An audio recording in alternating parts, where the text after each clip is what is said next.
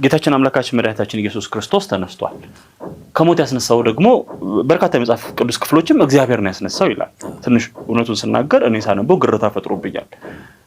እርሱ አምላክ ነው፣ እርሱ እግዚአብሔር ነው። እንዴት ነው እግዚአብሔር ከሞት አስነሳው ማለት ምን ማለት ነው? እንግዲህ ነገሮችን በማስተዋል ካላየናቸው ብዙ ሰዎች የሚከራከሩበት ነገር ነው። ግን የመጽሐፍን አካሄድ ነው ማየት ያለ። መጽሐፍ መጀመሪያ በትክክል ሲነግረን ስለሱ ነግሮናል። እሱ ማን እንደሆነ ነግሮናል። አካላዊ ቃል በእግዚአብሔር ዘንድ የነበረ እግዚአብሔር የሆነ እሱ አካላዊ ቃል ከዘላለም የነበረ እንደሆነ መጽሐፍ ነግሮናል።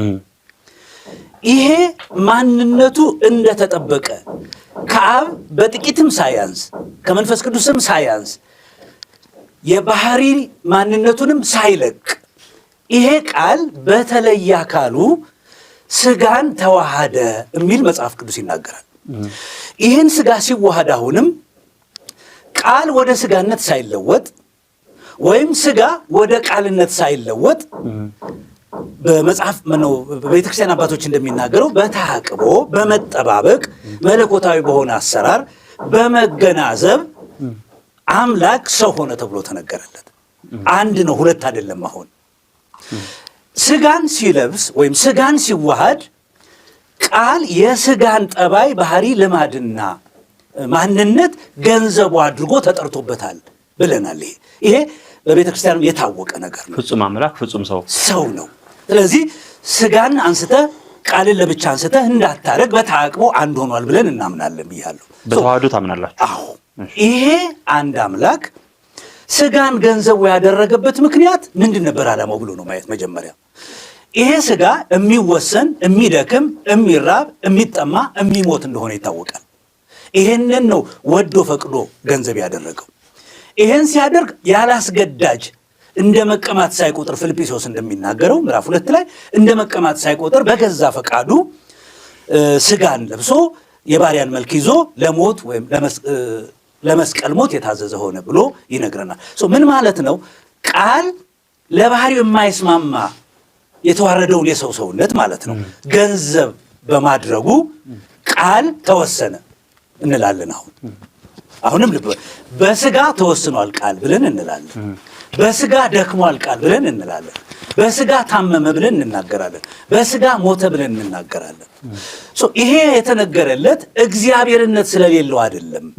በሚወሰን በሚደክም ስጋ ህብረት ወይም ተዋሃዱን ስላደረገ ተጠራበት። ተኛ፣ ተራበ፣ ደከመ፣ አለቀሰ፣ አዘን የምንላቸው ነገሮች ሁሉ ገንዘቦቹ ሆነዋልና አሁን ክርስቶስ በበል እግዚአብሔርነትን በዚህ ምድር ገልጦ እግዚአብሔርነትን ለማጉላት ሳይሆን የመጣው በስጋ መጣ ነው የሚለው መጽሐፍ ቅዱስ። ስለዚህ ቃል በስጋ ስለመጣ በሚታየው ማንነቱ ስጋን የወሰደበት ምክንያት ቅድም እንደነገርነው የሰውን ኃጢአት ዋጋ ለመክፈል ስለሆነ አሁን ክርስቶስ እንደማያውቅ ተነገረለት፣ እንደሚደክም ተነገረበት። ለቃል ባህሪ የማይስማማውን ነገር በፈቃዱ ገንዘብ ስላደረገው። ስለዚህ አሁን ሲሞት መጽሐፍ ቅዱስ እንደሚናገር ስለ ኃጢአተኛ ሞተ ብለን የተናገርነው የማይሞት ባህሪ ቃል ነው፣ ግን በስጋ ሰውነት ሞተ እንላለን። ይሄ ሲነገርበት ክብሩን አይቀንሰውም። አሁንም አንድ ቦታ ላይ አሁን ወደ ጠየቀኝ ስመጣ ነፍሴን በግል ላስነሳት እችላለሁ ይላል ጌታችን ኢየሱስ ክርስቶስ ይላል ራሱ እንደሆነ ይታወቃል ነውም ደግሞ። ግን አሁን ፍጹም መታዘዝን ለአባቱ ተልኮ እንደመጣ ስለሚናገር መጽሐፍ ተልኮ የመጣው ስለሚል አሁን ክርስቶስ ሲሞት ራሱን አሳልፎ ሲሰጥ መጽሐፍ ምን ይለናል? እግዚአብሔር የሞትን ጣር አጥፍቶ አስነሳው ይላል። ለምንድን ነው? አሁን በአብ ተልኮ የአብን ፈቃድ ለመፈጸም በተለየ አካሉ የመጣ ስለሆነ ይታዘዝ ይላክ ነበር። እንኳን ለአብ ለእናቱ ለወላጆቹ ይታዘዝ ነበር ይላል። ይሄ አስነሳው የሚለው ውርደቱ አይደለም፣ ስለማይችል አይደለም፣ ቃል ስላልሆነ አይደለም። በለበሰው በተዋህደው ስጋ በኩል መታዘዝን ተማረ፣ መሞትን ተቀበለ፣ መላክን ነገረን። በስጋ ሰውነት ያሉትን ነገር ገንዘብ ስላደረገ አሁን እግዚአብሔር ሞትን ያላየ እግዚአብሔር የነገሮች ሁሉ ምንጭ ምንድነው የሚባለው ሶርስ ስለሚባል አብ እሱ ከሙታን አስነሳው። ይሄንን ሞቶ በስብሶ ይቀር የነበረን ሥጋ ቅዱስ መበስበስን ያይ ዘንድ አትተውም ተብሎ እንደተጻፈ በእግዚአብሔርነት ስልጣን ተነሳ።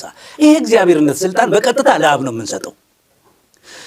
በነገረ ሥላሴ ስንማር እግዚአብሔርነት ቃልንም ስለሚጠቀልል አሐቲ ፈቃድ ነው ትንሣኤው ብለን እንላለን። በተለየ አካሉ ግን አብ አስነሳው ብለን እንላለን። ከዚህ አንጻር ነው መታየት ያለበት። አመሰግናለሁ መምህር ጌታቸው።